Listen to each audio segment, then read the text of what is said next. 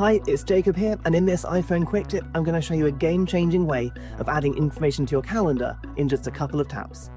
So here I am browsing some flights on British Airways, and I've got my outbound flight to America here. All I'm going to do is take a screenshot of my iPhone screen, and then at the bottom, after about half a second, you'll notice this new Add to Calendar option. If your iPhone can detect a date and a time, even a location, it can create an event for you. When you tap onto here, you can see all of the details that the iPhone has found.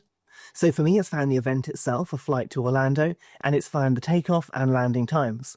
Of course, I can press edit if I wanted to change the event at all, perhaps add it to a different calendar or set some alerts, but I don't want to do that. I'm simply going to press add event, and just like that, it's now in my calendar. It's really super quick to use, and you haven't got to wait for an email anymore with that add to calendar button, which never quite gets all the details correct. You can even use visual intelligence if you found an event poster, perhaps for a concert or something in your city. You can use visual intelligence, get a photo of it, and add it straight to your calendar that way as well. If you want to see what else your iPhone can do, check out my channel down below, and make sure you subscribe for loads more iPhone quick tips.